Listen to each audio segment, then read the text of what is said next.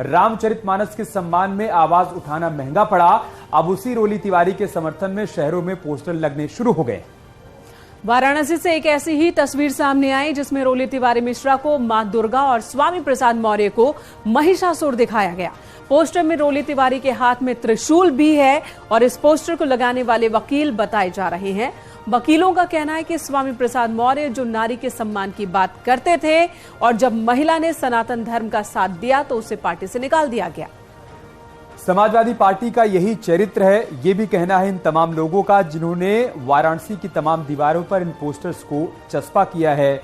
और आप देखिए इन पोस्टर्स में एक तरफ रोली तिवारी को मां दुर्गा के स्वरूप में दिखाया गया है तो साथ ही साथ स्वामी प्रसाद मौर्य को महिषासुर दिखाया गया है इन पोस्टर्स में। समाजवादी पार्टी से निष्कासित होने के बाद रोली तिवारी और ऋचा सिंह ने अखिलेश यादव पर कई गंभीर आरोप लगाए तो समाजवादी पार्टी की तरफ से इस पर सफाई भी आई है। दरअसल रोली और ऋचा ने कहा कि उन्होंने रामचरितमानस के अपमान का विरोध किया तो समाजवादी पार्टी ने कहा कि दोनों ने पार्टी में रहकर अनुशासन को तोड़ा है। अनुशासन को तोड़ने की बात कह रहे हैं। रोली तिवारी ने इस पर कहा कि समाजवादी पार्टी में राम का नाम लेना जुर्म है तो समाजवादी पार्टी ने बयान जारी करते हुए कहा कि रोली और ऋचा विचारधारा के खिलाफ गई जिसकी वजह से एक्शन लिया गया।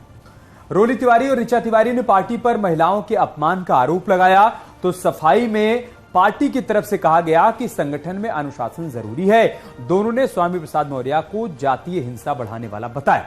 तो वहीं पार्टी ने बयान जारी किया और एसपी में रहकर पार्टी को चुनौती दी गई। सोशल मीडिया पर बयानबाजी हुई और इसी को देखते हुए रोली तिवारी और ऋचा सिंह को पार्टी से निकाला गया है। ये सफाई समाजवादी पार्टी की ओर से आई है।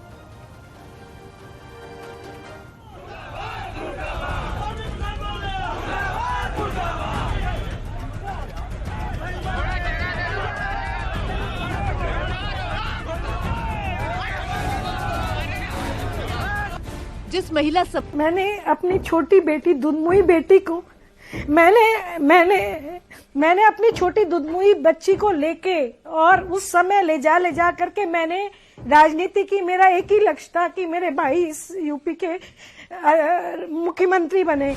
सिर्फ रोली तिवारी ही नहीं, ऋचा सिंह को भी स्वामी प्रसाद मौर्य का विरोध करना भारी पड़ गया।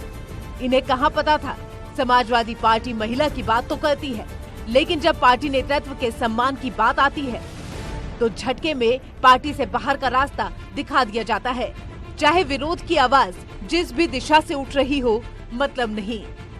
मैं आपको बता दूं कि मैं 10 वर्ष से समाजवादी पार्टी में हूं और समाजवादी पार्टी के लिए संघर्ष करने और जनता के लिए संघर्ष करने में मेरे ऊपर 22 मुकदमे लिखे गए हैं। पोस्ट डॉक्टरेट होने के बावजूद मुझे किसी विश्वविद्यालय में इंटरव्यू के लिए कॉल नहीं किया जाता क्योंकि मेरे ऊपर समाजवादी पार्टी का टैग लगा हुआ है। मैं इस बात से केवल इतना कहना चाहती हूँ कि समाजवादी पार्टी के लिए और जनता के लिए काम करते हुए हमने त्याग किया है। हमने अपने निजी और अकादमिक जीवन का त्याग किया है। हमने अपने अकेडमिक करियर को बलि चढ़ाया है। रोली तिवारी और ऋचा सिंह पर एक्शन के बाद स्वामी प्रसाद मौर्य के साथ ही अखिलेश यादव भी विरोधियों के निशाने पर आ गए हैं। हालांकि शिवपाल यादव ने इसे अनुशासन से जोड़ दिया और महिला नेताओं पर हुए एक्शन को सही ठहरा दिया। अनुशासन में चलना चाहिए।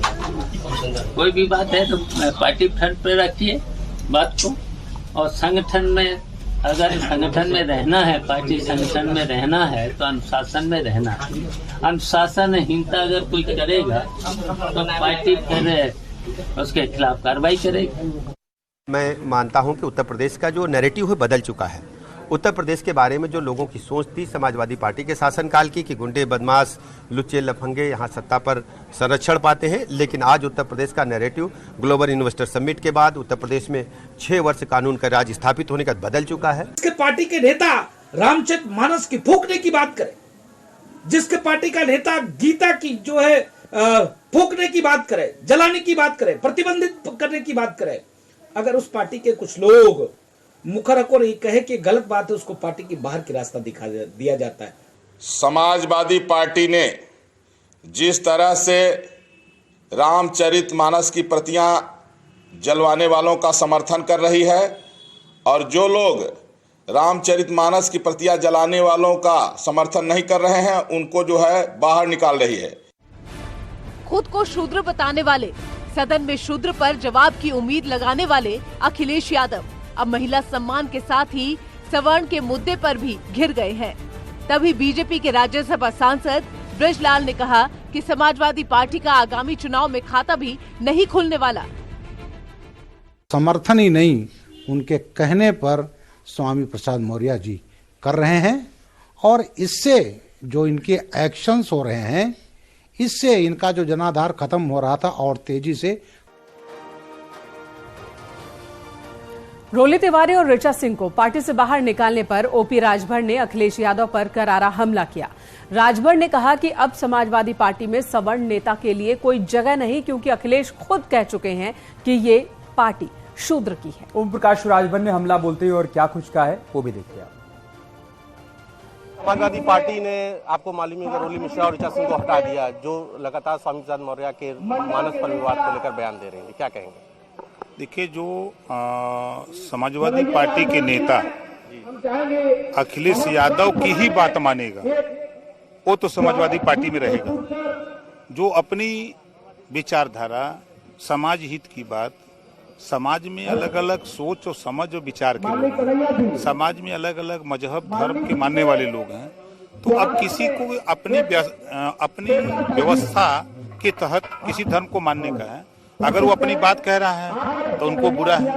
वही कहावत है, खाता न बही जवन अखिलेश कहे वह सही। तो आप क्या मान लेंगे, दोनों सवर्ण क्लास से थे, तो अब आपको लगता है कि जो सवर्ण विरोधी विचारधारा है वो सामने आ गई? भाई वो तो अब उस दल में वही रहेगा जो अपने को शूद्र मानेगा। तो बिल्कुल शूद्र मानेगा वही रहेगा।